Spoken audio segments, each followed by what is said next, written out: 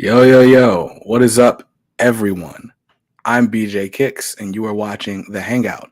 This is a show I do every Thursday live at 7 p.m. Eastern, where we hang out, we talk about comics, we talk about, whatever I want to talk about, including whether or not this type of murder needs a hook. Thanks, Alan Iverson, for letting us know. Now, tonight, it's an interesting stream, right? We had a show planned, as I often do, right? And we got some unfortunate news.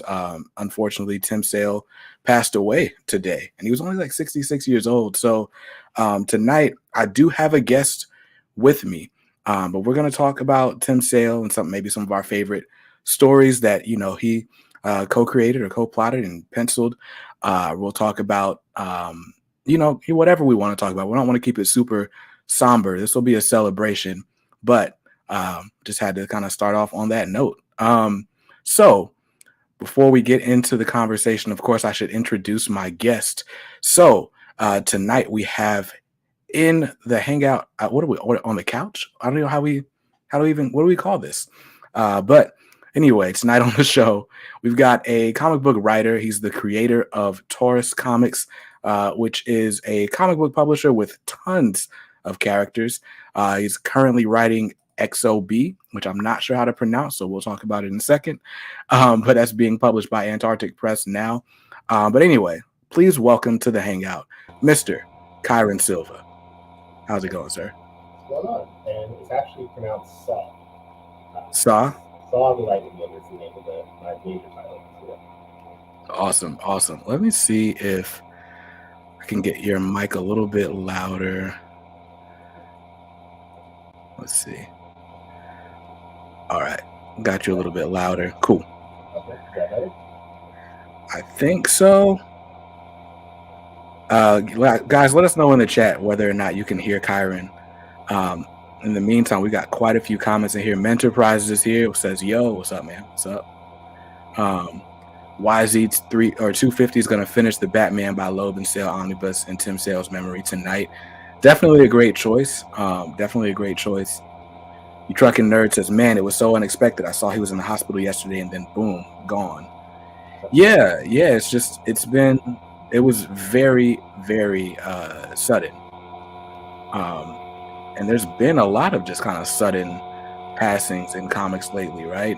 George Perez, Neil Adams. I feel like with George Perez, it kind of was somewhat expected, right? We got the news of his diagnosis of cancer, and it was kind of like a farewell tour going on. So at least people got like some sort of warning. There was like an opportunity for closure there. But yeah, man, we've been losing legends left and right, man. It's definitely kind of put us in a weird space, right?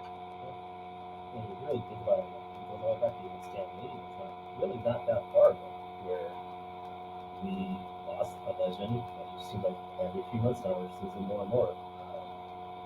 One of my best friends, his name is Michael, he was a huge Prince fan, and when he passed, he was just distraught for a week or so. So, rest in peace, Tim Sale, and we don't lose anybody else anytime soon. Yeah. Your mic is sounding really low. I'm not sure. Is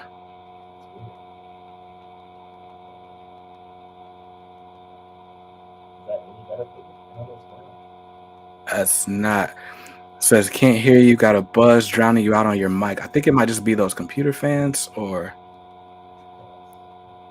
I don't know. Is this any better for you? Nah. This is Kyruns coming through super soft, and there's a buzzing coming through. Yeah, I apologize. My kids were messing with this, and I know what they did something. No worries, man. No worries. But let's see. Card and Imperial Comics is here. What's up, Kicks? What's up, Card? I guess Card's not your name, but it's there on the screen. So what's up, Card? Trucking Nerd is doing okay. Shannon's in Vegas for a conference. Word. What kind of conference? Safe travels to Shannon. I will actually be traveling next weekend. I'm going to Heroes Con in Charlotte. This will be my first convention, and I'm going as a... Okay, is this any better for you? Yes, actually. All right. Sorry. No worries. This is great. So now I might need to actually turn you down a little bit. Okay. No, I figured out what it was. My kids just changed my microphone to the default for the computer, and yeah, hopefully that's a lot better. That is a lot better. Awesome. Okay. Awesome. Card's name is Marcus. What's up, Marcus? But now I got to call you Card. So Card's better than Marcus anyways. right. Doug S is looking forward to Heroes Con. I am too. I don't know what to expect. I've never been to a con, and it seems like every other day Heroes is announcing like more and more guests. So it feels like it's going to be overwhelming, but I am going to be there Friday and Saturday. Just confirmed that I'll be there Friday. I've been in like this intense interview process at my job, and I wasn't sure if I was going to be starting this new position before the con or not, and be in some period where I couldn't take PTO, but we're all good. So I'm gonna be there Friday. So if you're coming to Heroes Con, let me know in the chat. Let's see. Shannon's a certified app piercer. What is an app piercer? APP. I was gonna try to guess the acronym, but I don't. I have no idea. I know she does piercings though. Taking a bunch of classes. Awesome. I mean, taking classes in Vegas, that's got to be fun. I don't know about taking classes in Vegas in the summer. It's hot, right? Mm-mm. Yeah. I have family in Vegas, and I hate visiting them during the summertime. Mm. No thanks. I used to work for a company that did like real estate appraisals.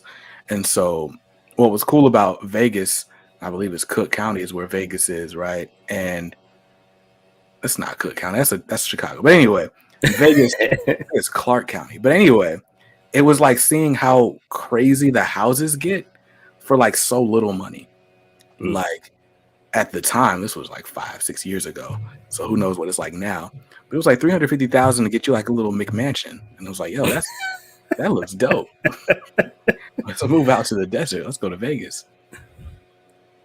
Let's see. Bunkmaster B says Murderers Row of guests at Heroes Con. So much artistic talent. Really jealous you'll be at a con with Daniel Warren Johnson. Yeah, I still haven't planned out my my attack plan. I don't know. Like that. I mean, I kind of got lost with all the names that are going to be there. I know Brian Stelfreeze is going to be there. I think the whole Bitter Root crew is going to be there. Oh, dope. Jonathan Hickman's going to be there. Chris Claremont. The John Romita Jr. and Scott Hanna will both be there. Like everybody is going to be there. I don't know what happened. His computer started buzzing again. That was weird. Hey, can you hear me? I can hear you now. Okay, cool. I don't know. It was just like a fan just got really loud and then went away. But yeah, so Murderers Row, Heroes Con is gonna be ridiculous. So I'm gonna get there early Friday. I think the doors open at 11. I had to go to some weird entrance to get a press pass, but I'll be there pretty much when they open. I'm hanging out with my homie Chris from the Epic Marvel podcast, and then I will be back Saturday morning as well. So I know at some point I'm supposed to be meeting up with Omar from Near Mint Condition and some other YouTubers and personalities, so that'll be fun. But as far as interviews and stuff like that, I have not set anything up in advance. So I don't know. That recap video will be fun, though. It'll probably come out Tuesday. You Truckin' Nerd says Phantom Vacuum Cleaner. Oh, man. The Woke NATO says, can't wait for that Bitter Root Omnibus. Me either, man. I got all 3 trade paperbacks, as well as like the last half of the run in single issues. But yeah, hardcover is definitely the way I want to go.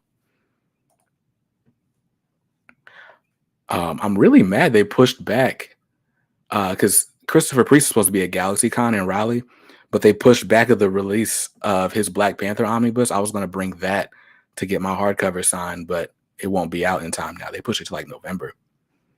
Oh, wow.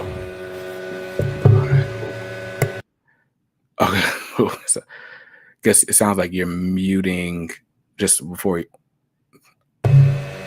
Gotcha. Okay, now you're on. Yeah, it's just that fan. It's that fan. It's the fan. I have no idea why it's acting up like that. That's weird. It's all good. It's all good. My man BJ says, "Yo, can you do a separate video for how to clean, press, and maintain comics?" I can't lie to you, dog. Like, I don't clean or press comics. I don't know how to. I know that AR Comics has a video about cleaning and pressing. I don't have the space for the equipment that would be needed to do that. Plus, like 99.2% of my comic book collection is straight off the rack from 2019 to now. So most of it is in pretty great condition, I would assume. But yeah, I would check out AR Comics video. He did a whole thing with cotton balls and erasers and all sorts of stuff. I would mess up a comic way too quickly. I'm just sending my comics out to somebody if I need to get them cleaned and pressed. You clean and press your comics, Kyrun? Nah, I've never done that. I'm not a collector of comics as far as trying to keep them for value. I buy comics, I read them, and I put them away. Got you. Yeah, I'm kind of the same way. Like, if there's a run that I like, I'll probably try to grab that. Like, I got a first appearance of Damian Wayne. I've got a few slabs, none that are necessarily worth like money.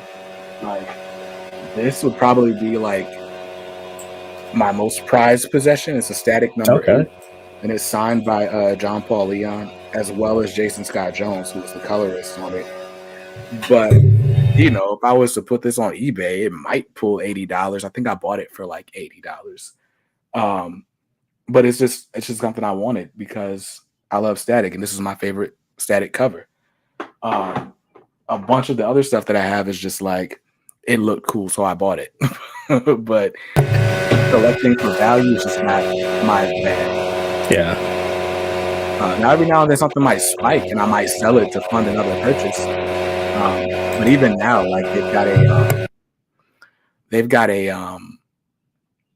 a signing coming up with Dennis Cowan for CGC, and so I've got the first issues of all the Milestone books. I'm going to send those in to be signed, but even those I'm going to have them personalized to me. So it's not about like, oh, can I flip these? It's just I want these in my collection, which is probably terrible for space. My wife calls me a hoarder, but I don't care. Let's see. Man, I wonder if just backing up from the computer will help a little bit. Right now, I'm at the link that my arm will even stretch out the thing. Got you. You sounded better right now. So the fans just stopped all of a sudden. I don't know what's going on, dude. Got This is why I need my kids to have their own stuff. Right. Yeah. Listen, I've got this room is like off limits to my family. Like it's just easier that way because you especially with technology, like you could press one thing and it's like you spend the next 3 hours like, okay, what did I press? How did this happen? Like, what's going on? No, and like my kids are 13 and 7, and all they do on here is games. Yeah. And I'm like, well, this is Dad's computer. This is my work computer. And they're like, well, it's the best computer in the house. I got to use it. Yeah. Somebody's getting an alien for Christmas or something. Not from me. Oh man. Let's see. The Woke NATO says Nick Dragata is going to be at Heroes Con. You could get he and Hickman to sign East of West. Okay. Word. And then Calculus Inator Vic Du says CGC books kind of mess with me, not being able to read it. Yeah, I don't think I have. Yeah, I don't have any CGC books that I actually couldn't read in another format, right? Like, I think the one book I have that I could resell is my first appearance of Damian Wayne. It's in a 9/8. But I mean, I've got that. That's the first issue of Grant Morrison's run. And I've got Grant Morrison's run all in the hardcover format. So, yeah, I certainly get that. I think people that collect CGC comics, they collect them for just different reasons than me.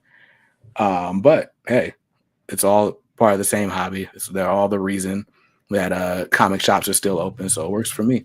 Yeah. Captain Makasu says this was a good surprise stream. Word, we do this every Thursday. It wasn't quite as well. I guess the topic is a bit of a surprise. So Kyrun, since you're here, I guess I'll ask you. Do you have like maybe a favorite Tim Sale book? Were you super familiar with his work? I mean, I was not the biggest Tim Cell fan, but I did love his work with Batman. Mm, Was that Long Halloween? yep. Um, that was just the way he plays with his shadows and the moods that he incorporates into his artwork. It was Mm, just perfect for that style and that story. yeah. I mean, that was probably the biggest influence that I saw anything from him. Got you. Yeah, we started a book club in the K Squad on Facebook last year, and one of the first books that we did was The Long Halloween. And I was reading it. My daughter had just been born, so we were in the NICU, and I read it kind of almost all in one sitting.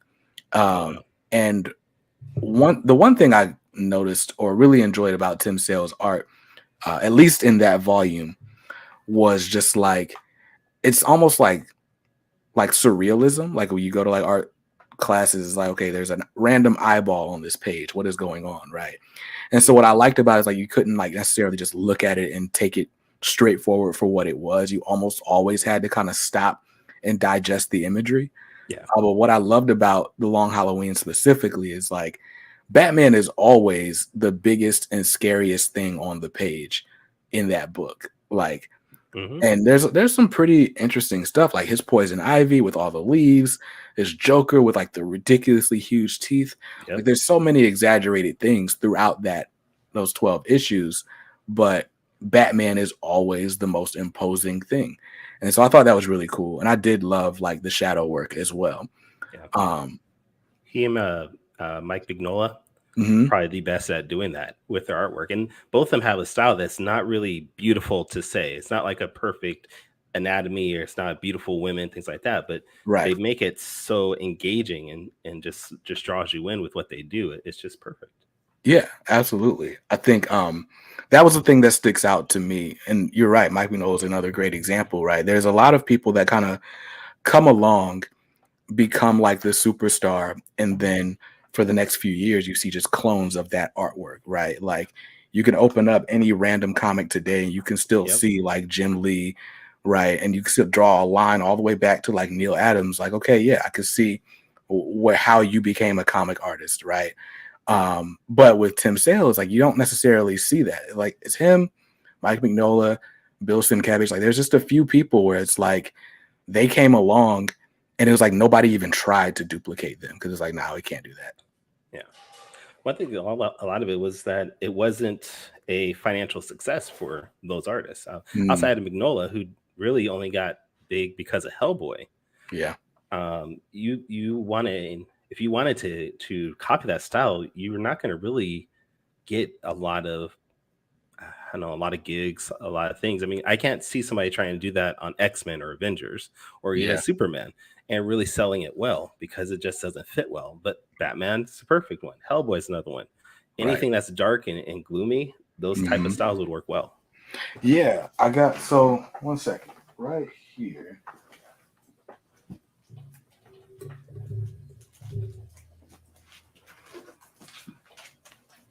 So Kyron, I'll just let you know, right?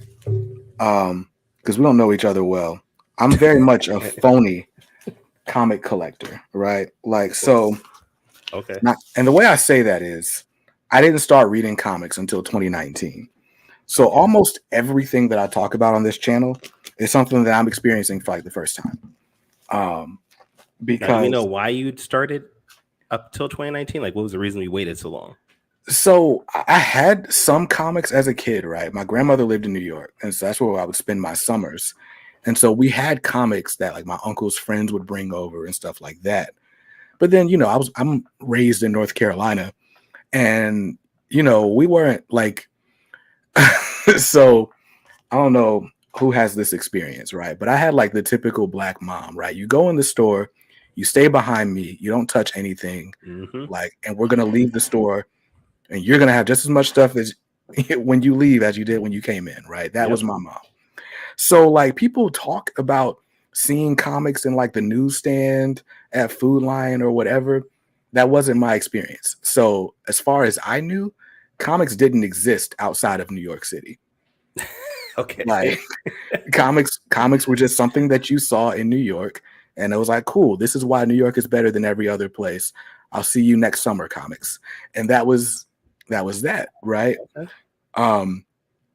So it wasn't until 2019. So I have a daughter. My daughter she'll be 13 this year, which is crazy, like next month. But anyway, 2019, my daughter is like drawing every day.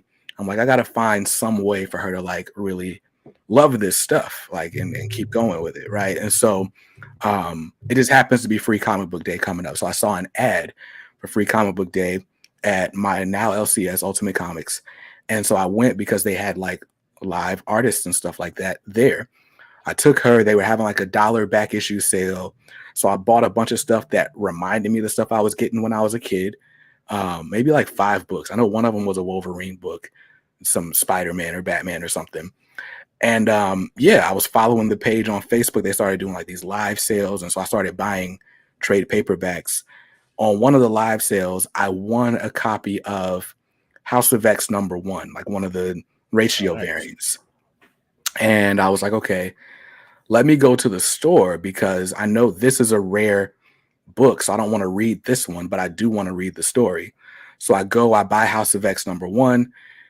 I go back a couple weeks later to buy #2, and they're like, hey, do you want to like subscribe to the series? And I'm like, sure. And so I started a pull list, and I've been a comic fan since then. Okay. Nice. But yeah, so the short answer is my daughter. It's why I'm in the comics now. The long answer, I stayed because it just reminds me of my childhood. Like I grew up watching all these cartoons and loving superheroes in that way. But like now I'm an adult with disposable income. So it's like I can go and buy whatever interests me. Like I'm in this office. I've got the Ninja Turtles by Ken Lashley in front of me on the wall, right? On another wall is like my milestone shrine. And so I'm just living out my wildest dreams. But anyway. Never become an adult. You be getting adult money and, you buy stupid things sometimes. Buy childish things. So this is Tim Sale's Superman. Yeah. And like, it's like, it doesn't look like other stuff. Like but it's really good. Yeah. And it's beautifully drawn, but it doesn't feel, at least to me, it was like I saw it and I was like, okay, it's Superman, but it doesn't really feel like Superman. Right. And there was just always something off when he drew that. And same thing for Mignola. When he draws something like that, that's a bright and vibrant character, it just doesn't feel like it should be there. Right. I love that Superman. It's like he's almost like Fat Boy Superman. Yeah. Like the big farm boy overalls, and that's how he's drawn in here. And that was like the early 2000s, right? Was that book early 2000s or was that the later one? Let's see. For All Seasons. Where's the date? 98. Okay. So yeah, 98. There was a time like right after the early 2000s where everybody just started drawing Superman bulky and just fat looking. Yeah. Like, why are we? And that was to give him that perception of he's clumsy and a buffoon when he's Clark Kent. But it's like, but Superman, he's supposed to be sort of majestic, perfect build, and it just never fit well. Let's see. We've got a little history lesson here. The Woke NATO says Loeb and Sale got paired together almost by fate at a very early version of a comic convention. Loeb had only done movies. He wrote Teen Wolf and Commando scripts prior to working with Sale. Yep. Yo, I loved Teen Wolf. Like, so. Are we talking about Teen Wolf the movie or Teen Wolf the TV series? Because I liked the movie with Michael J. Fox. Okay. And I don't know, something about a werewolf playing basketball and just being like the star of the school it just spoke to me at 9 years old when I was seeing it on ABC Family where they would play it all the time. Yeah. But yeah. Let's see. Captain Makasu says this is a great origin story for getting into comics. It's very, I don't know. Again, with most of the people that talk about comics on YouTube, it's like I've been reading comics all my life. I'm super critical. Like, there's no comic that's better than my favorite comic from 1992, and that's that. And for me, it's just like I'm reading what's coming out now. I'm reading stuff that people recommend to me from before. And the more I read the older stuff, the less I like the newer stuff, but I still appreciate all of it. Yeah. Yeah, I still find myself going back to my books from the 80s and 90s and enjoying that. And maybe it's a nostalgia thing. But there's, especially from the big two, it just seems like it's all recycled stuff, or it's something that's just leading up to a movie or a TV series that they come out with. And just the originality that DC and Marvel come out with just doesn't feel like it was back in the day. Got you. Yeah, I will say, like, experiencing right now, and I don't know how much big two stuff you read nowadays, but I very much am like in a state of event fatigue. Yeah. Like, it's like every book is some world shattering thing, and you got to read this book and like the two tie-in series, and then that'll lead to the next big explosive thing. Like, we're in the Dark Crisis right now. I didn't finish reading the Shadow War and Batman. The Wolverine just had a 12-week event. Spider-Man just finished a like 3-month long stretch where his book was coming out weekly. And now he's, they're building up to issue 900 with John Romita Jr. And it's just like I'm drowning in comic books, and I try to like stay on top of it, but I have a life, and it's like it's difficult. Yeah. So difficult. Yeah. And I'm the same way. There's no way I can keep up with all the events that Marvel and DC have going on. Mm-hmm. I think I have 2 or 3 books total I get every month from Marvel and DC. But like I grew up watching and reading the X-Men and from cartoon and comics, and I remember growing up, if it had an X on it, I would buy it no matter what. And nowadays I pick up an X-Men book and I'm like, what? I don't even know what the hell is going on. Why are they on Krakoa? Right. They're immortal. What? Right. I just got caught up. Right. I just got caught up on Immortal X-Men yesterday, right? So the reason I have so many stacks of comics around is I finally went through all of my Marvel recent purchases and like put the code in so I could read them on my iPad. And let me tell you, that process is frustrating. Like you just peel off the sticker, type in the code, and you're good. Now with some books, they still have the sticker. With other books, it's like you got to take a picture of the book, upload it to Marvel, start a help ticket, and then wait for them to email you the code back. That seems worthless, Sonny. Dog. Like I put in, it had to be like 20 requests. I put in all on Monday, and they've been sending them out to me like 3 books at a time every day since then. So like I tried to redeem Black Panther #6. I still haven't gotten that code in the email. I hate it. I hate it. The good thing though is Marvel Unlimited is only on a 3 months behind schedule. So like chances are by the time you get around to reading your books, it's on the unlimited service anyway. But with DC, it's still a 6-month window, and DC is the one doing all the big events right now. So it's like I feel like I can't get behind on DC books, but I can afford to wait a little bit for Marvel. Gotcha. Okay. Yeah, I don't really think off the top of my head, I don't think I have anything really pressing for Marvel that I'm really into. But when I'm pretty sure when I see something that really piques my interest, I'll pick it up. Gotcha. Especially if there's a new series like, oh, they're bringing back somebody from the 90s that nobody knows about but me. I'm gonna pick that up and see how it is. Right. Yeah, I was loving the X-Men stuff by Hickman up until the X of Swords event. Like really kind of threw me off because it was just so many books and I got behind. So that happened, but then shortly after the 10 of Swords or whatever, they did the Hellfire Gala, which again interrupted like all the X books. And then by the time the Hellfire Gala came, like we already knew Jonathan Hickman was leaving. And so I kind of went all in on X-Men. One, because I really loved House of X, and I loved like the first 2 story arcs on all the X-Men books. I was reading X-Force and Wolverine and like the main X-Men title. And they were all really solid, and Marauders. And then somewhere around like issue 9, 10 of each of those series, it was just like, okay, what's happening? And they just like never picked up. With X-Men, there were a lot of things kind of thrown out there and seeds that were planted with House of X and stuff that just kind of fell by the wayside. Like it was almost like you can tell that Hickman had like one direction he was going in, and then like just was spinning wheels at some point, and now he's off the books. And it's so scattered now. Like the Immortal X-Men deals with all the political stuff that Hickman was doing in House of X, and that stuff is interesting. But it's like depending on what you liked about Hickman's stuff, it's like there's a whole different book for you to read now. Like there's if you want the action, just read the regular X-Men book. If you want the politics, read Immortal X-Men. If you like Storm and aliens, then read X-Men Red.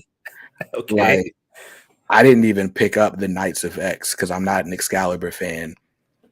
And I'm sure I'm missing like 2 or 3 other books that have come out in the last 3 months or so. How could you not be an Excalibur fan? What does that mean? So for me, I'm not big on fantasy as a genre. Like fantasy, like the dragons and King Arthur and all that. Like I glaze over because there's so many elements to keep up with. Like I like my stories simple. Like, and maybe I'm just slow, but give me a good guy, give me a bad guy.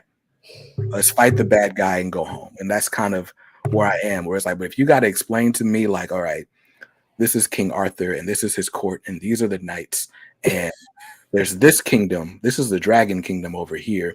And they have the blue dragons, but the red dragon kingdom doesn't like them because long ago there was a queen and the blue dragon king slept with the red queen.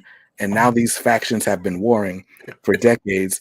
And I'm like, yo, I've been reading this book for 3 hours now. And I just need a resolution. But yeah, I wasn't good with like when Harry Potter was the big thing. It was like there was Harry Potter and like Aragon and like and Lord of the Rings. Like the trend was just bringing these massive books to school, and I was like, yeah, I'm out. I was at home watching BET and whatever else I had no business getting into. I couldn't do it. He's like, deuces, y'all, I'm out. Yeah, absolutely.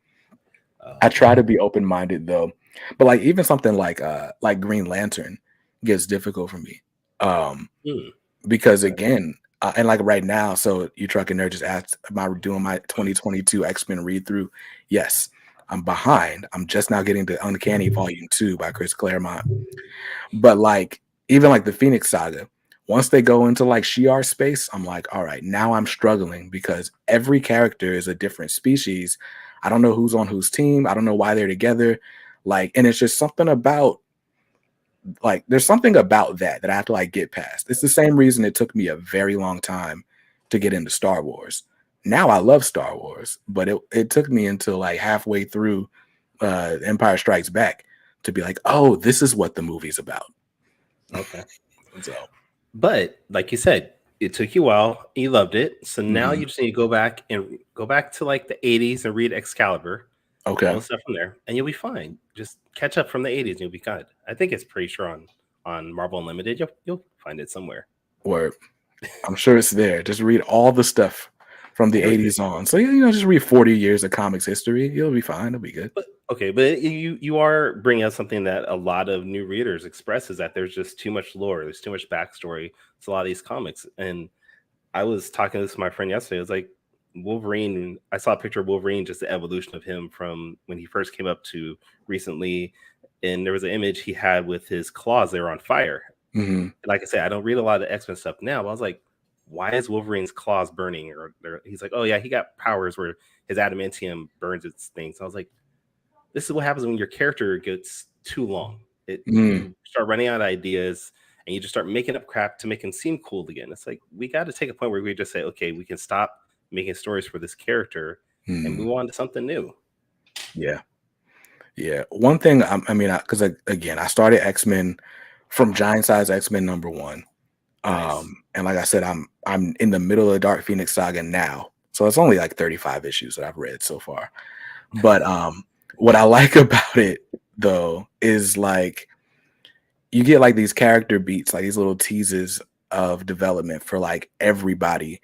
But it's like one issue at a time, and every issue is not going to have these deep moments. But like as the more you read, the more you get the whole story. So like I love seeing like the backstory for Storm and like, Yeah. oh, she was a little pickpocket on the streets of Cairo, like whatever, you know. Like so it's like that stuff like that is cool. But again, it's hard to like go back and read that while there's 3 X-Men books coming out every other week, you know. Yeah. So like staying current is just not a thing. I understand. Joseph Not unless, Badius says, go ahead, my bad. I was gonna say, not unless you have no life and all you do is just sit there and read comics all day. Right.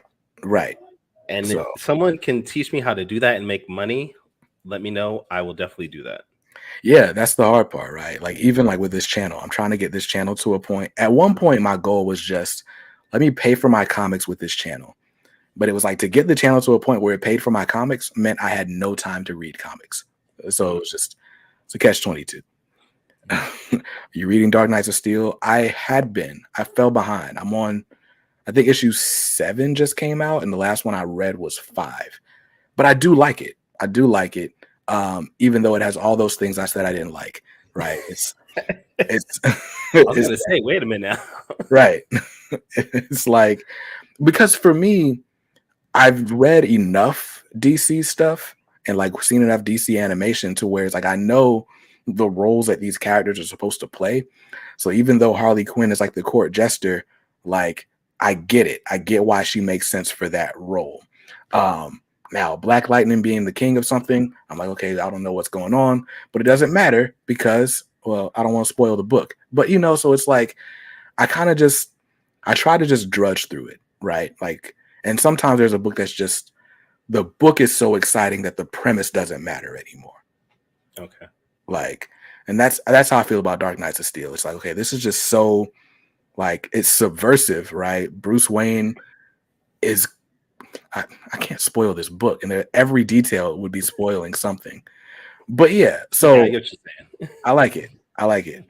But I think I do well with like Elseworld stories.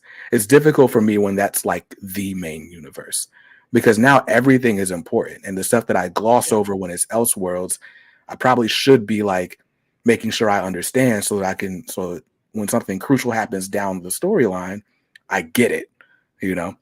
And am I mistaken? But Dark Knights is still that's a mini series, right? It's not an ongoing, Right.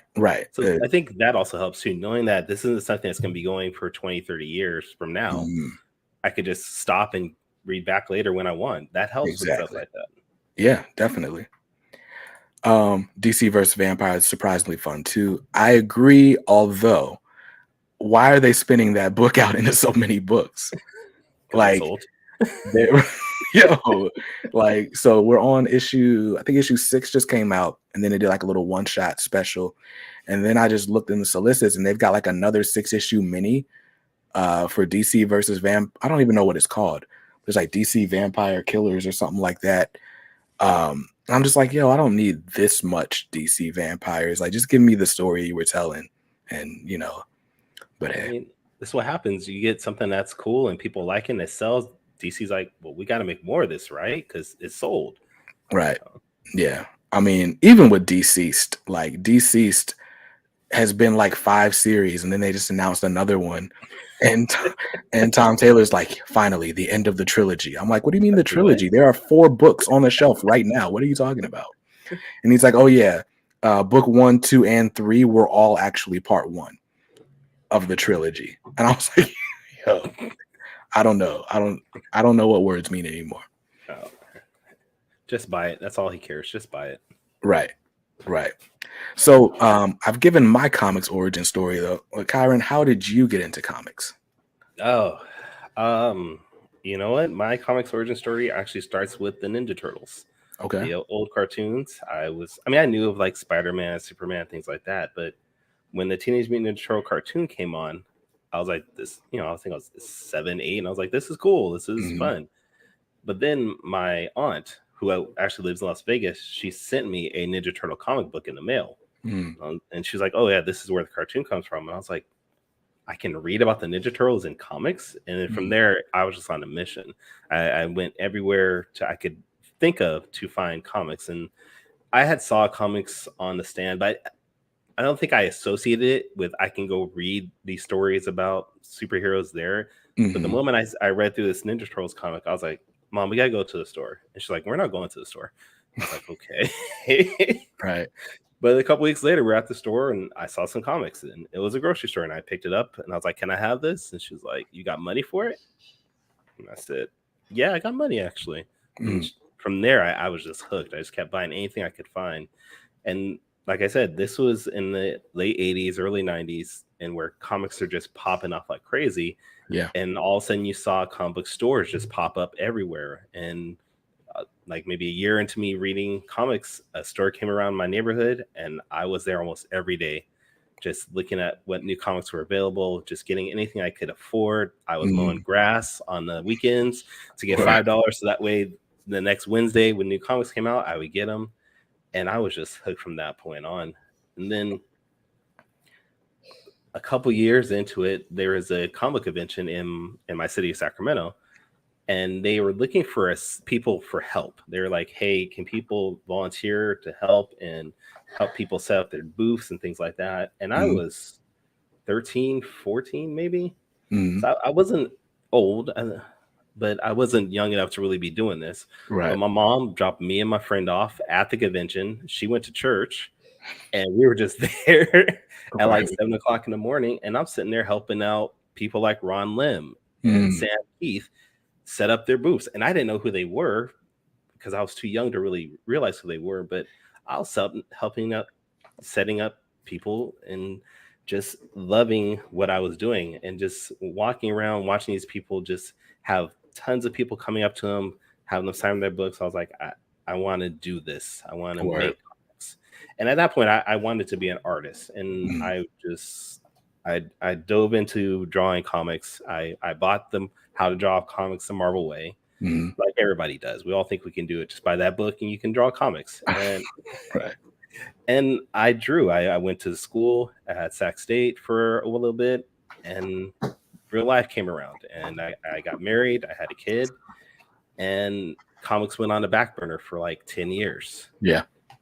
And then a friend of mine, when I was working a job, he was like, hey, come with me after work. I'm gonna go to the comic book shop around, near my house. I was like, I haven't been in a comic book shop in like 15, 20 years. Sure, let's go. And the moment I walked in, that feeling of just enjoyment and just all the colors, it just rushed right back into me. And I was like, I'm back into comics again. Word. And then a few years later, I was doodling all the time, and my wife said, why don't you make a comic? I was like, what are you talking about? I'm not Marvel, I'm not DC. How do I make a comic? She's like, I don't know. You're drawing all the time, you're writing all the time, just do something with it. And I didn't realize how easy it would be to make a comic as far as actually drawing it and sending out to printer and getting it back. I thought it was a lot more complex than it is. But about 6 months later, I had my first issue of my series, Shaman's Destiny, in my hand. And I was like, I did this. I was able to make a comic. It was a horrible comic. It was probably the worst thing I've ever done, but I made it. And since then, I just nonstop been making comics and reading stuff. Man. Word. Now, so you're from Sacramento, and my homie Skip is from Sacramento. Yes, he is. That's my boy. Word. We've met each other a couple times. Yo, Skip knows everybody. Yeah, yes, he does. Skip knows everybody. Like, I'm in the Discord, and I'm like, yeah, man, I'm going to this con. We're gonna see something. He's like, yeah, my homie Nick Dragata is gonna be there. Yeah, my best friend colored that book. I was just playing 2K with Neil Adams yesterday. Like, he's like, yo, what is going on? Why does Skip know everybody? Skip is like Forrest Gump out here. Skip is just everywhere, and he just helps out anybody. So Skip's a good dude. And I've actually been on the podcast he was helping producing a few years ago. That's how we met. But ever since then, anytime I see him, I make sure I go to say hi to him. If I know he's going to be there, I go out of my way to make sure I say hi to him. Word. Yeah, Skip's a good dude. I'm here on the East Coast. I haven't met him yet, but when I do, it'll be fun. Yeah, you're in North Carolina with my boy Danny J. Quick. Yes, who I met in person for the first time like 3 weeks ago. Okay, all right. But yeah, I don't even know how. I think Danny and I just had like mutual friends on Facebook or something, and he added me, and that's how that whole thing got started. But yeah, and it just happened to be around the time he was running a Kickstarter And I don't know, but we became fast friends. Like, he's the homie. Yeah. And I've been meeting people through him ever since. And Danny and I actually run a podcast every Saturday. Well, almost every Saturday, where we basically do this. We interview other creators called the Four Tales Podcast. If anyone wants to check it out, but he's a funny guy sometimes. Absolutely. Absolutely. So Danny's also on was it Top 5 Live? They do that on Tuesdays. And that show is just hilarious, right? Yes. It's always Danny giving like the worst take for whatever the topic is, right? Yes. And then it's like everybody blasting Danny, and then just like everybody arguing, and then they finally like, all right, cool, I gotta go. It never ends like just, all right, cool, thank you all for coming. It's always like somebody just got to drop out, and then we'll argue again next week. It's great. Well, I think a lot of that is also Morgan, and he hosts everything, but it's him. It's just his way of venting.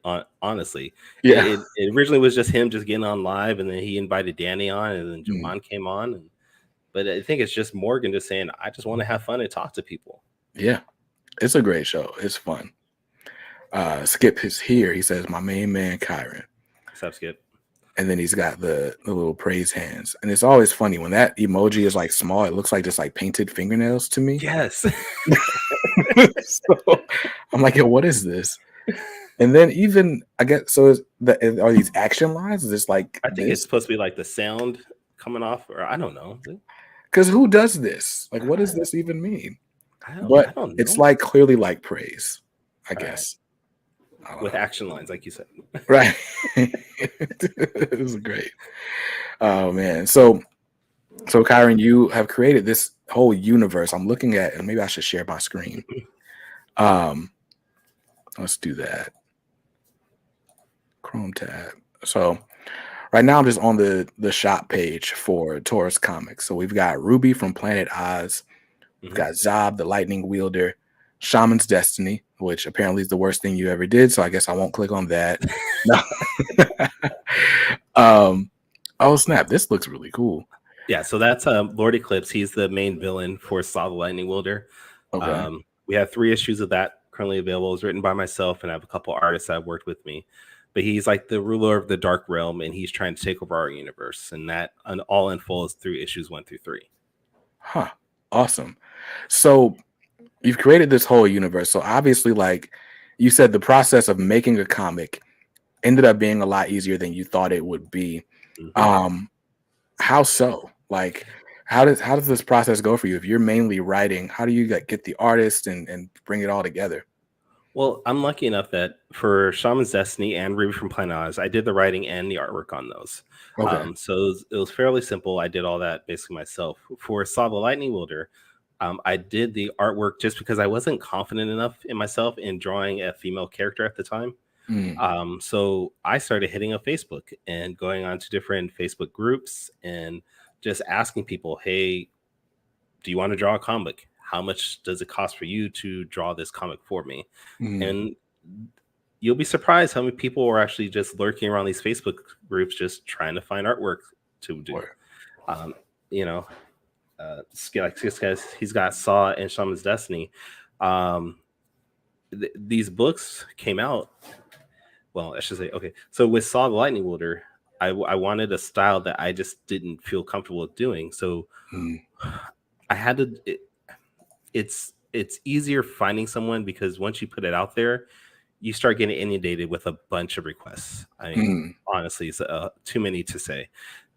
But the moment you say, "Hey, I need someone to write this," you'll find somebody eventually, as long as you can afford them. And as a creator, I can please just ask everybody, if you're going to hire someone, make sure you're hiring them and pay the artists. I mean, artists, like for something like a page can take 1 to 3 days of drawing. That could be sometime, if you're not paying them, that could be work they could be doing for somebody else. So pay your artists if possible. Absolutely. So basically what he's saying is if your pockets are deep enough, you can make a great comic book. I mean, it is true. The more money you can put into the comic, the better it's going to look, honestly. Yeah. Specifically with the artwork, the better artists you can hire, the better books you're going to be. And I found that out quickly. Yeah, absolutely. Like just looking at this, right? Malik the Shaman, like this image is this one speaks to me.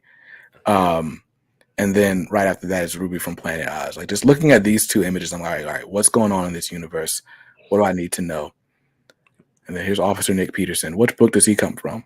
So he's from a book that I tried to launch called Donner Lane, and Donner Lane was a horror retelling of the Christmas song "Grandma Got Ran Over by a Reindeer." So if you've ever actually listened to a song, it sounds very fun and upbeat. But if you actually look at the lyrics of the song, Grandma Got Ran Over by a Reindeer, it's very dark. It's very gruesome. It talks in detail about how she got ran over, how she was drunk one night. No one knew what happened. So with Officer Nick Peterson, it's his telling of what happened that night with his grandma when she got ran over and his journey to find out why she was ran over.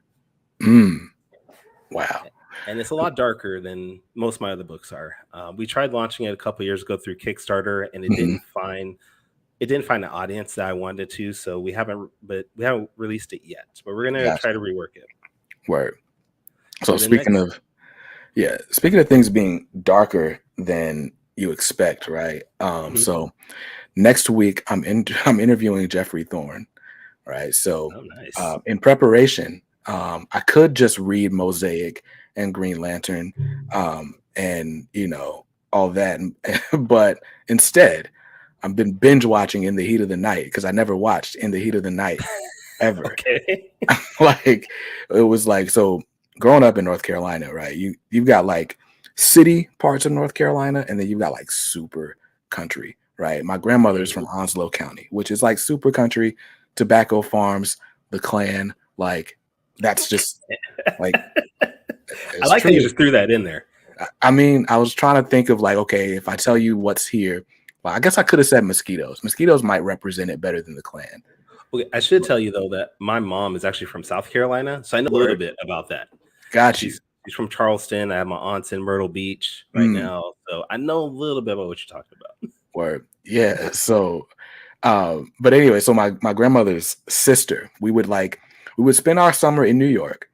And then for like the last 2 weeks of summer, we get sent down to Aunt Mary's house in Jacksonville, which is like, it's near the coast. It's Eastern North Carolina, as they would call it. And there is nothing. There's farms. Like next door to my Aunt Mary's house was like this dude that just had a bunch of sheep, right? And so there are 2 TVs in the house. One has cable, and the other has whatever comes over the antenna. So we used to watch the old Batman 1966 series would come on, reruns would come on there. But anyway, when In the Heat of the Night came on, we all had to like leave Aunt Mary's room so she could watch In the Heat of the Night on the good TV. And I was like, all right, guess we're watching In the Heat of the Night. So I probably seen like a couple episodes there. Like I recognize a dude from All in the Family, but I never like watched it. Yeah. Then I'm like getting ready for this interview. They're like, oh, Jeff Thorne used to be on In the Heat of the Night. I'm like, word.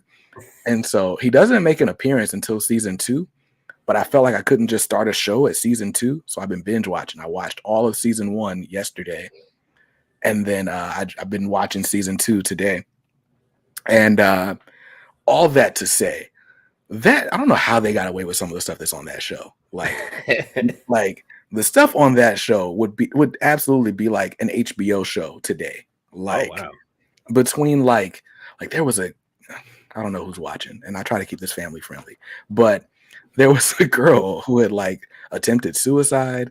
Like there's a lot of like, the town has dark secrets. So like there's somebody like molesting people, and like there's these grisly like there was one murder where this girl like got her heart cut out, like just like crazy stuff. And like I remember this show as like daytime TV, like, oh, all the old people watch this. I'm like, well, I see why they watched it. Well, I mean, look at like all those soap operas are basically doing the exact same stuff. Yeah, they just do everything off camera or whatnot. But yeah, I think a lot of that is what led to like Law and Order or SUV and all those shows. Yeah, that makes sense. Because I love SUV or SVU. SUV. Right. But like even so I feel like so far the best Jeffrey Thorne appearance that we've gotten is season 2, episode 5. And basically the plot of the crux of the thing is like there's a jailer in like some county in rural Mississippi who is like beating up black inmates. And so after an inmate dies in his custody, Jeffrey Thorne is like, I'm going to investigate, and basically like gets himself arrested to see what the experience is going to be like. And you can imagine what the experience was like. But yeah, I'm like, yo, this is must see TV. Now I'm sitting here binge watching In the Heat of the Night as if I don't have like a million comics to read. Watching a couple more episodes, BJ is gonna be like, I am In the Heat of the Night expert. I watched everything 3 times. Right. The only thing stopping me is every episode is an hour long. Damn. So it's like it's your whole life watching that show. And that's why I feel like it was always on TV. But maybe it wasn't. It was just that it was so long. So every time, like as a kid, you go outside and like, all right, you spent 20 minutes outside. That feels like an hour. You come back in the Heat of the Night still on. Like another one? Right. Auntie, can we watch something else? No. Right. Oh man. So anyway, Grandma got ran over by a reindeer. I was looking at the lyrics and I'm like, you're right. This is absolutely gruesome. This is grisly. This is In the Heat of the Night, episode 18. But it sounds so fun because of the upbeat song that it is. But yeah. Right. So yeah, that's awesome. And then so I'm just go over the books that you have. So Ruby from Planet Oz. Tell me a bit about what she's all about. So that is a sci-fi take of the Wizard of Oz story. Okay. Instead of Dorothy being sucked up by a tornado, she's abducted by aliens, taken to the planet Oz, sold into slavery as a munchkin because she is abducted as a little child, and the aliens think that she's a munchkin. So, but she's sold into slavery to the queen. She's liberated by the wizard, which is the black guy in the background with the locks there. Gotcha. And she joins the wizard's liberation force. At the corner there, at the bottom left-hand corner, you have the lion and the Tin Man and the Scarecrow. And what we have is the lion is now a cage fighter who's basically found religion, and he no longer wants to kill. So people think he's a coward. The Scarecrow is a farmer whose family was killed, and now he's lost his mind. He's gone into binge drinking, things like that. And then we have the Tin Man, who's basically an android, and now he's trying to find his humanity. It's going to be a 6-issue miniseries, and like I said, it's written and drawn by myself. We have issue 1 out right now, and unfortunately, I haven't been able to get to issue 2 out because I've been commissioned by other people to draw their books recently, and just can't find time to. But I'm gonna get back to it soon. Yeah, it sounds like the best thing ever. Like, just so I'm a person like so. Growing up, my childhood was Disney movies, right? Yes, like my mother bought Disney. Yeah, my mother bought every Disney VHS ever, and now she swears she's like, I'm about to be a millionaire. I got all these VHSs. Can y'all find them? I don't know where they.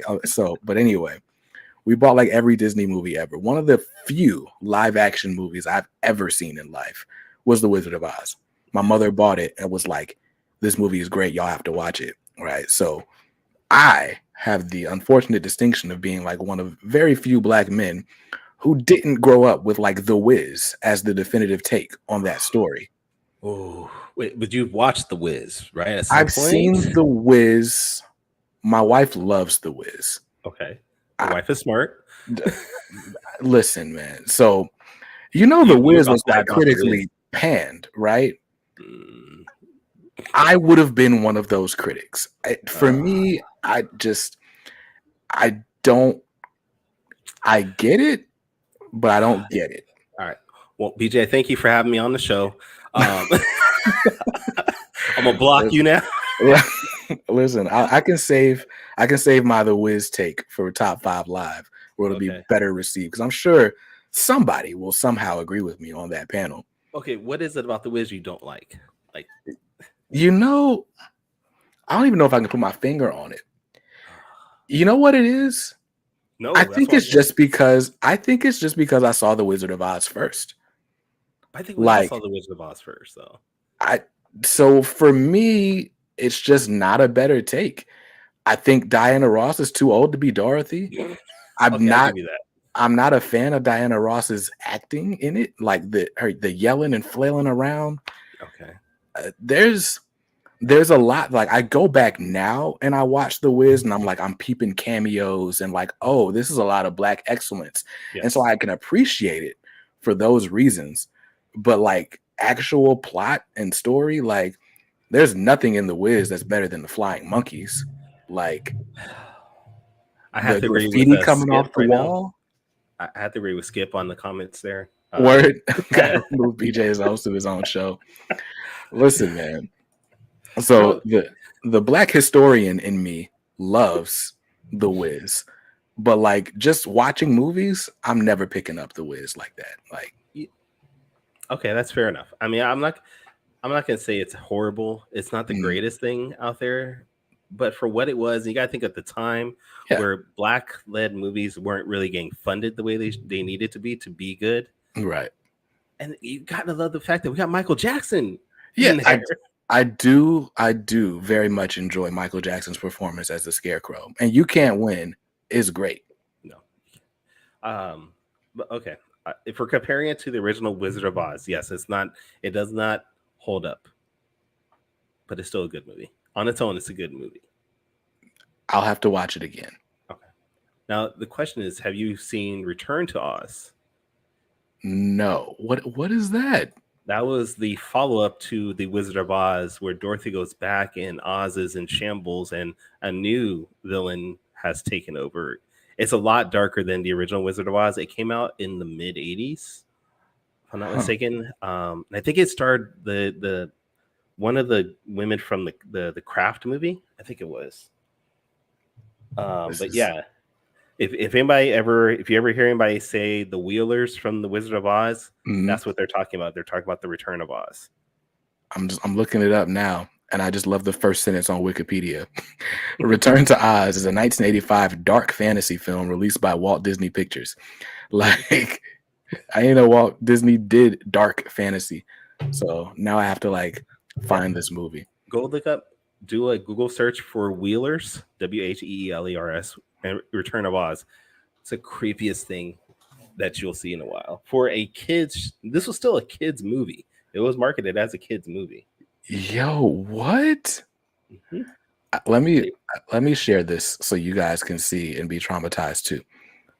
So, stop screen. I'm glad I can inform you of this. What are you turning me on to right now? This is insane. Look at these things. Yes. And these were what the flying monkeys were for Return to Oz. So these guys would just roll around they had like wheels on their hands, and they would like skate around on their hands and legs. They had masks that they would flip up. It was, and this was still a kid's movie. This was creepy as hell. Yo, there was a giant jack-o'-lantern in this movie, and if I'm not mistaken, his head got blown up or something. Yeah, there he goes. Yeah. Yo, this looks like a horror movie. It was close to it, dude. Go watch it. It's not great, but for a dark movie, it's a good watch. Okay. I'll have to check it out. Can't both be good. Oh, are we talking about The Wiz versus The Wizard of Oz?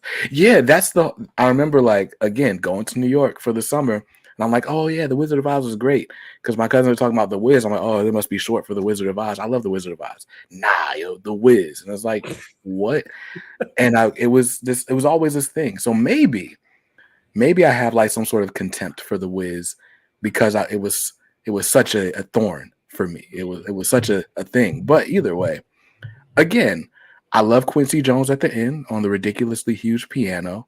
Like there are a lot of things about that movie that I appreciate. Again, as a historian, as someone who loves music and studies like the history of Black music for so long, like The Wiz is certainly a culmination of like years of work in a variety of fields, but it's still not great. And like I feel like we can't like I'm trying not to make this a controversial take. Go ahead. You've already said it was bad, so go ahead. That's what everybody takes from this, that you hate The Wiz. I mean, they're gonna take that, and go ahead. That's not the truth, but it's fair, I guess. But I feel like for all the talk of Black excellence, right? I feel like excellence has to be a part of it. Like, you can't just be like, we got a bunch of great black people in it, therefore it's excellent. Like, it's got to be excellent and also black.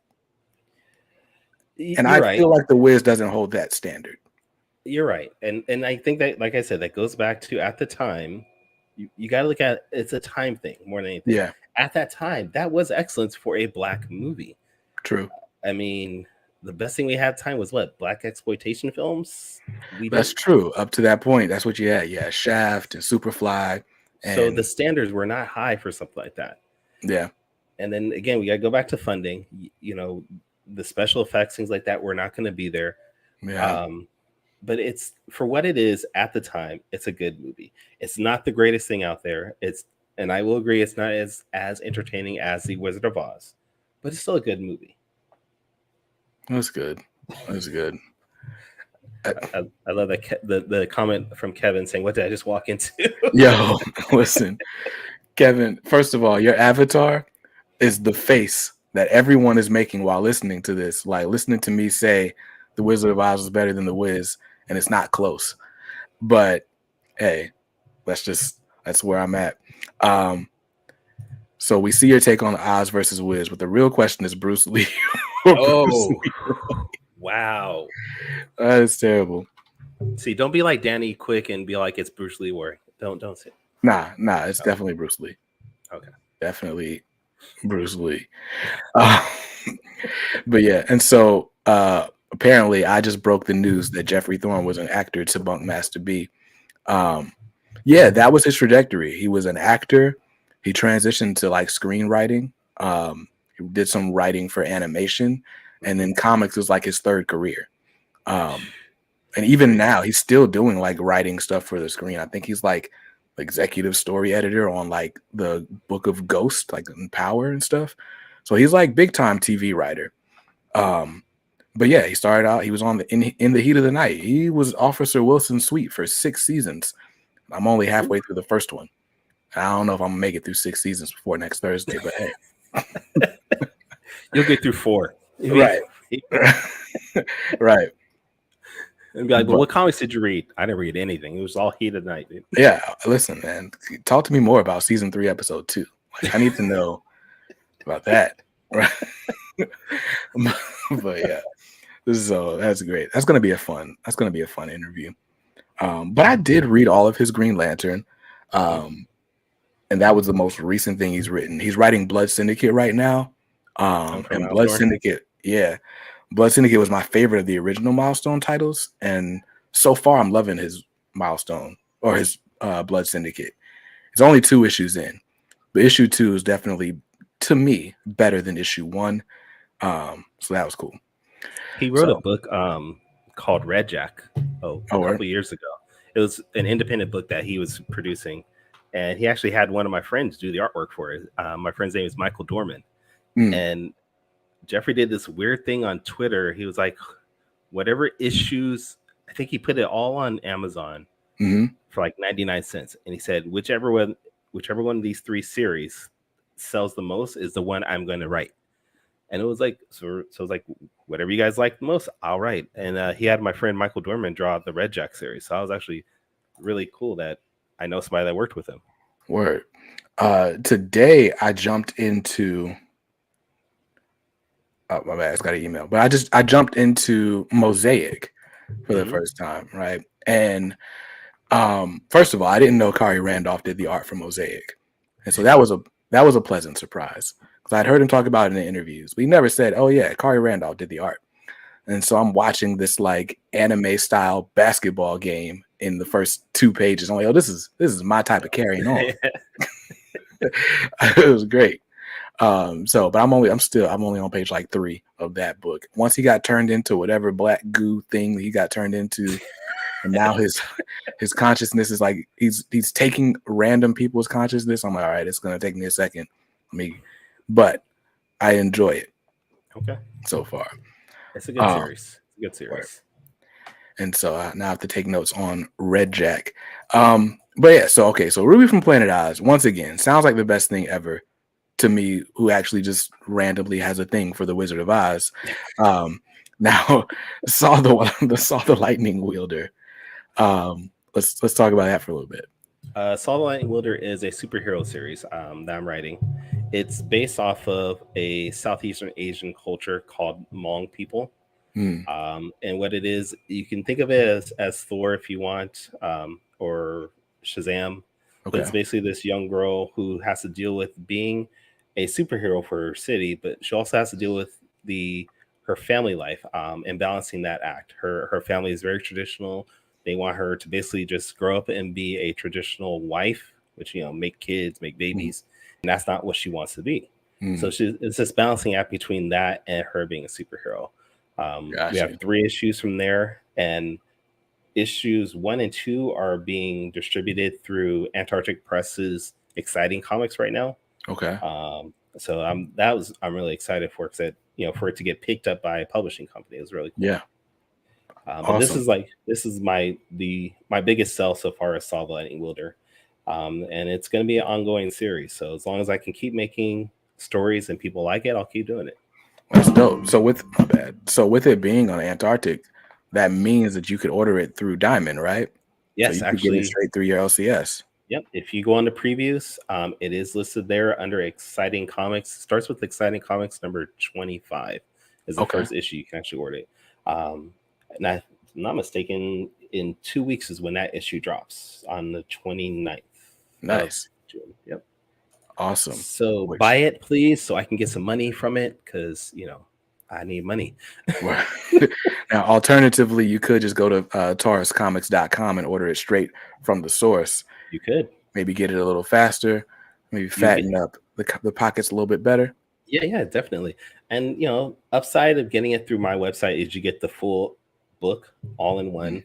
If you want to get it through Antarctic Press, that's fine. But what they're doing now is it's my story with like a couple other creator stories. So they're Mm. sort of breaking it up. So you're going to get like a segment here in issue 25 and another segment in 26 and so on. So it's sort of like Shonen Jump in that way. Yeah, it is exactly like Gotcha. that. Okay.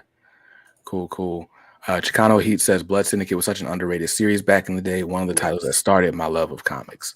Where It was. And it had an iconic cover. That cover was just killer. Yeah, absolutely. All of their covers. Yeah. There weren't too much that from Milestone back in the day that weren't good books, just in general. That's true. All right. So now we've got Shaman's Destiny.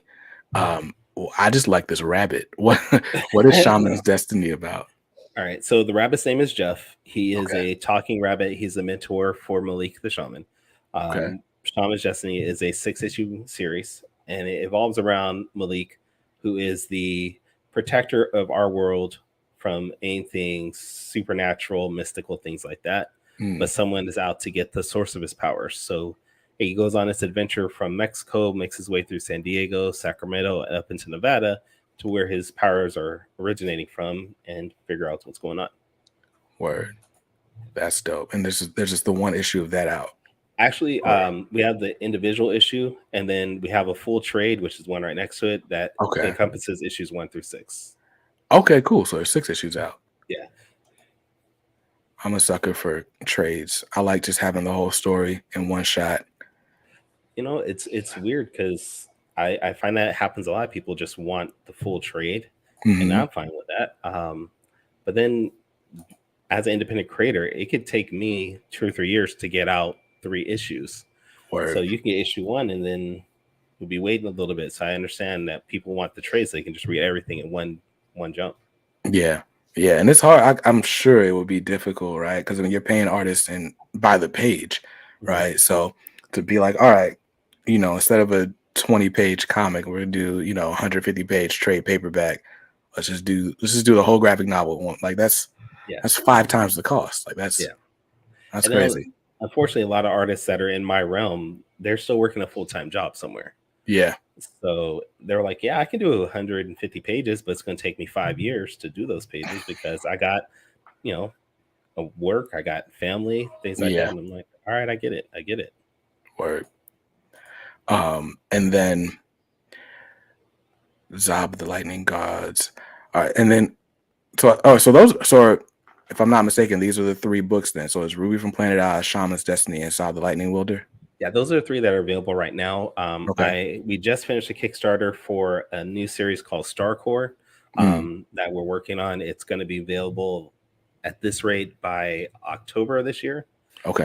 And that is a alien series, which this young boy who lives in this town that has a lot of alien activity. He finds this power suit, and now he's on the radar of the government's anti-alien task force, trying to hunt him down to figure out why he has the suit. Word. That sounds awesome too. So, Thank you. So, all right. So you write, you draw, but you obviously like come up with great stories. Like there's not one of these pitches that you've given where I was like, okay, that doesn't sound like that's for me. Like they all just sound like, even when it's not like something that's in my wheelhouse, it's like, yo, that sounds awesome. Like let me at least read one issue of it. Right. What's your ideation process like? You know what? A lot of my ideas comes honestly when I'm asleep. And it sounds stupid. Like I've gotten most of my ideas. I'll wake up in the middle of the night and I'll be like, that sounds like a cool idea to make into a story. And I used to have a notepad. Now I got my phone. I'll just type in my phone everything I can remember. But it's a lot of just sitting down, fleshing it out, and just taking the time and blocking out all the outside distractions and just figuring out, is this a good enough story to make into something? For Saw the Lightning Wielder, I think that was the first issue that I wanted to come up with.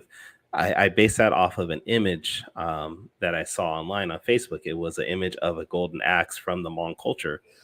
And I just read the description and I was like, this just sounds like something that could be a really cool character to make. But yeah, it varies depending on what it is. A lot of times it just comes out of my brain for some reason. Got you. And so then like with drawing inspiration from so many different areas, right? Like whether it's the Wizard of Oz or, certain culture, kind of coming across on like a Facebook feed, even like if it's like a meme or something, right? Do you feel any sort of like weight when it comes to like telling other people's stories potentially? Like if you're talking about someone else's culture, do you feel like a certain responsibility to research the culture and like do it right to a degree? Definitely for Saw, I do. Mostly because the culture that's based off of is my wife's culture. She's originally she was born in Thailand, and she came here to the United States when she was 4 months old. So a lot of the ideas as far as the characters, things like that, I'm getting from her and her experiences. So there definitely is that way where I don't want to tell a story just to tell a story. I want to tell a story that means something to me because this is her culture. I don't want to put something down that's going to, offend anybody from her culture, but at the same time, I want to be able to educate people about their cultures. Right. So, yeah. That's awesome. I think that's because, we're in this time period where it's like, the comic book creator audience is more diverse than it's been, right? Whether it's at the big 2 where there are a lot of creators of color there, or just on the indie front where it's like people are like, you know what, I can tell my own story. And so I do think it's awesome to be able to, through this medium, kind of look through so many other people's eyes, so to speak. And then with like, just because obviously this is a labor of love for you, right? Like, I joke that trying to like make money in comics, it's like trying to juice a brick, right? I think I said that on Twitter. So it's like I have a respect for anyone who like makes comics, whether it's you're writing, you're drawing, whatever you're doing, whether you're like making them in your basement or you're the top guy at Marvel. Like either way, respect, because it's like I know you're not necessarily in it for the money. What keeps you putting in these long hours? Like you said, I love comics. It's been my first real passion from when I was a kid, and it was the one thing outside of being a professional wrestler that I knew I wanted to do. And I can say I got to try being a professional wrestler, and I realized that wasn't for me. So comics is my thing. My goal right now with comics is to make it to the point where I can tell my wife one day, you don't have to work if you don't want to. I'm not going to say don't work, but if she doesn't want to work, that's her job. So That's my goal, is to make it successful enough where I can just come home and be like, hey, you don't want to work, you don't have to. Got So you. that's what pushes me every day, to make a new story, to get something that's going to stand out compared to, like we were talking about, all the XMen books that are out there. I want something that's Mhm. going to look different compared to everything else that's out there. Yeah. So yeah, that And pushes me. so then like with that as a goal, do you see that happening through like whether it's like just maybe you get like a major distribution deal for your books, or are you looking to like, do you have ideas with like the goal of maybe this will become an animated series or this might get picked up for like streaming or something? Um, how are you approaching it? What do you think is like in the cards for the future? I don't have a goal as far as animation or a live series. Okay. I know a couple people that are, like actually a friend of mine. He makes comics, and his book just got picked up by Chris Pine and Mm, his development studios. And I'm gotcha. like, that's great, but it took him 5 years to get to this point where Chris Pine even picked it up, as far as where he got a an agent and all those things. So my goal is not to get it on the big screen or a little screen. My goal is just to make the best comics I can make, and Right. hopefully that's enough to where people will want to buy it and keep supporting it. Gotcha. Now, if somebody wants to give me a deal and say, "Hey, Kyron, we'll make Saw the Lightning Wielder into an anime, or we'll make Ruby into a TV series," Mhm. I'll definitely look into that, depending on how much the check is. Um, but it's definitely not. It's not something I'm actively looking for. It's just making comics, and that's my passion. Awesome. Awesome. So I know your Kickstarter for Starcore just kind of ended maybe like what 3 weeks ago or so. Yeah, about that. Got you. So what's next like on the horizon for you? Is it just finishing up that series? Are you already looking to like the series that's coming after? Actually, we're finishing that up, and in between that, we're working on issue 4 of Saw the Lightning Wielder, which I'm Okay. hoping to get a Kickstarter out for that in a couple months. Okay. In between that, on the art side, I'm working on a book called I Drive for Cerber, which is one of those series I was talking about where I got commissioned by somebody to draw their series. Mm, So I'm drawing that, and hopefully that's supposed to be done by the end of the year. I think I have like 8 more pages to draw of that, and then it goes mm. off to colors. So Got you. You said it's called I Drive for Server. Cerber, Server. Cerber. So it's the way it was approached to me, it was a adaptation of a short story that was on Reddit. Cerber is like Lyft or Uber for the undead and supernatural, and the story Mm, revolves around this guy named Jim, who he's down on his luck, and he decides he's going to try it, not knowing what it really was, and now he gets thrown into all these adventures with supernatural beings, things like that he wasn't expecting. mm. That's Uh, what's up. yeah. So we're adapting that and hoping that can do some things with that. That would be cool. That'd be cool. So you started out drawing, you ended up writing. Which do you prefer? I like writing more than anything at this point. And which is sorry to say, because I grew up wanting to be the artist of the book, but Mm, writing is just it's so much more. Well, more than anything, it's just faster to just write a page of script than it is yeah. to draw that page. Yeah. So I can get more done writing. I can write a full book in a week compared to maybe 2 months of drawing. Mm, Um, but I like the writing more than anything. got you. Got you.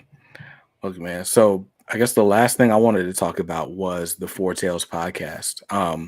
Could you tell the viewers what that is, maybe who some of your past guests have been, and maybe some things you got upcoming. Four Tales Podcast is a weekly podcast with myself and Danny J. Quick, where we interview other comic creators. And our tag is that we're here to help you find your next favorite comic. Mm, We've been doing this for over a year now. We started last year in April, and honestly, it was more of a whim for me, just getting out there and getting in front of people to get more comfortable talking, because I'm not a very extroverted person. So mhm, talking, especially like if I'm at a convention or on a panel, was very hard for me. So it was just a way of me getting practice. mm, But since then, we've had a bunch of independent creators. We've had Morgan Iverson for Fourth Wall Productions. We've had Eric Larson from DC, Marvel, and Image, Savage Dragon. We've had Dan Fraga from Marvel and Image. We've had Ray Height, the artist who did Midnight Tiger, if you're familiar with him. We've had George Gant, artist for Beware the Toddler. So we have a bunch of different people come on, and we just talk to them like you and I are doing. We just find out what got them into comics, why they keep doing it, and we try to have a good conversation with them. It's about an hour long, and then in between there we have some fun. Danny has this thing where he does called Quick Takes, where he does like a rapid fire questionnaire thing, and we just have some fun with it. Nice. And so the Foretales podcast, how can we access it? You said it's every Saturday morning, right? Yeah. We're live on Facebook, Twitter, Twitch, and YouTube. Or you can just go to our website, foretalespodcast.com. So it's the number 4, TALES podcast. If you don't want to watch it live, we are on every podcasting platform, Apple, Google, things like that. And you just search Foretales podcast. But check us out. Awesome. So I just got the website pulled up here. I'm going to share that as soon as it loads. Which is surprising because it has very little graphics. I don't know why it would take so long to load. I don't know if it's my computer. I had it loaded in a different tab, and I was like, "Oh, let me load it in the one that I'm actually sharing." And maybe Chrome just doesn't like that because I'm sharing the tab right now. Oh. So maybe I'll open it in a different tab since it's being stupid, and then share that tab. Chrome is weird sometimes. Yeah, but it's still better than Internet Explorer. Internet Explorer just died, right? Yeah, they just stopped it. Yeah. They finally ended support. Honestly, I'm glad though, because like, why was anybody still using Internet Explorer? It was just some old people using it because that's what they're used to. Like my mom still uses Internet Explorer. Like I went to her house the other day and I was like, why are you still using this? You had Chrome right there. Right. So yeah, with Internet Explorer, there were so many sites that like didn't work in Internet Explorer. But I mean, I work. I won't say where I work, but at my job,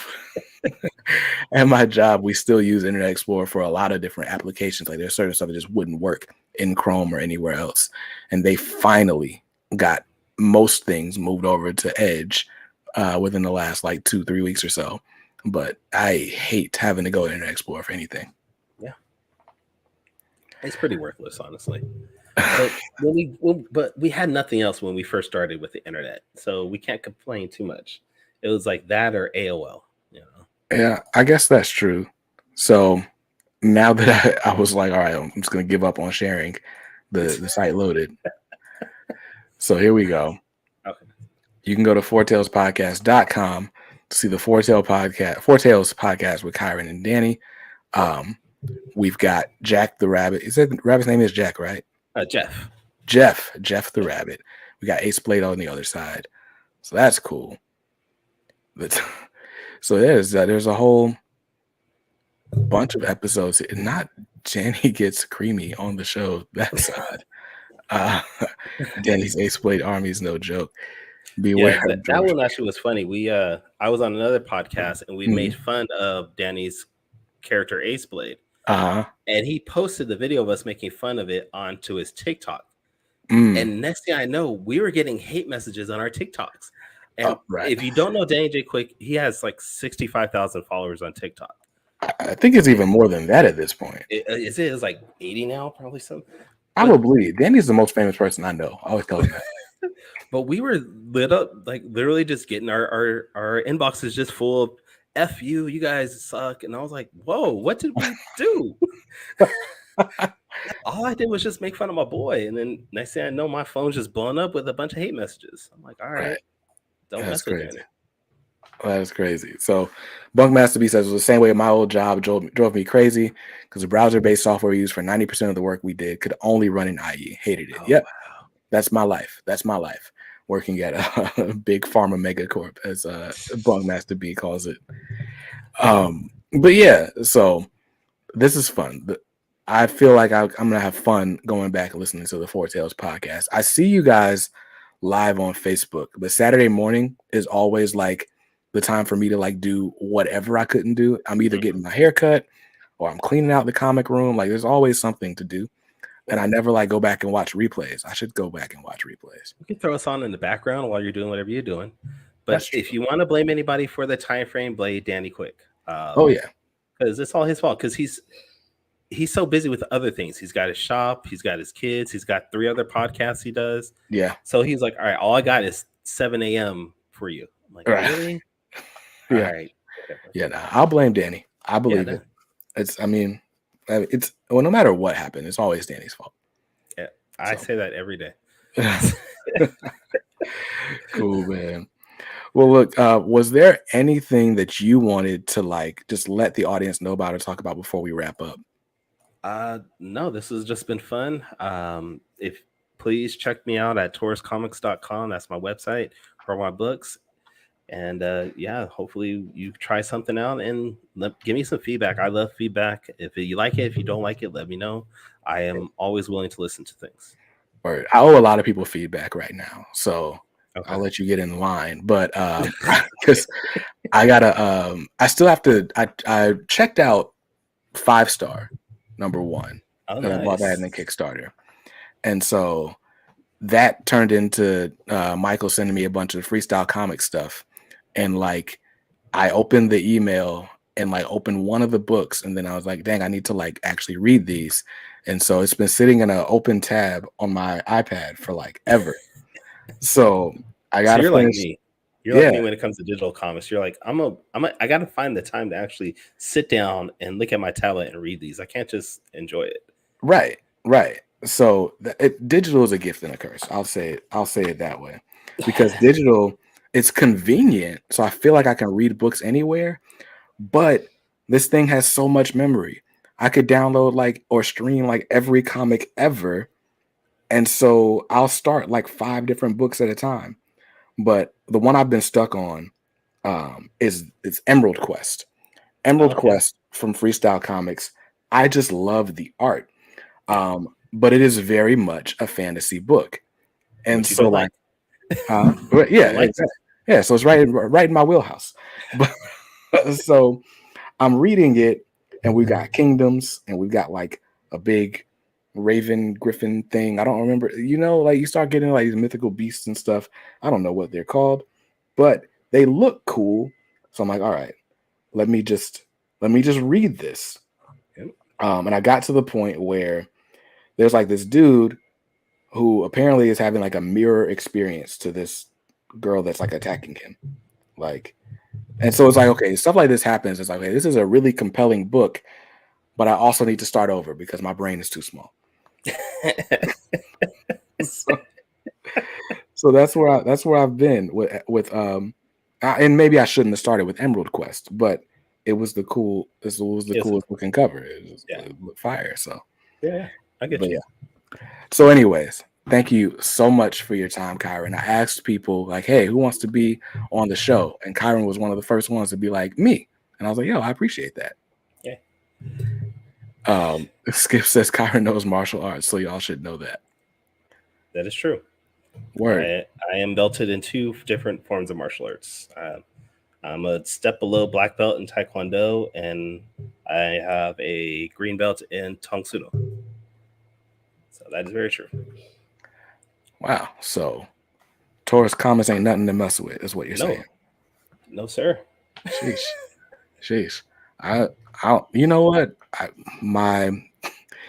So this girl goes to my church. I call her my not niece. The short version of it is they're family friends. Little niece and nephew, they call me Uncle Brandon only because they have an actual uncle named Brandon.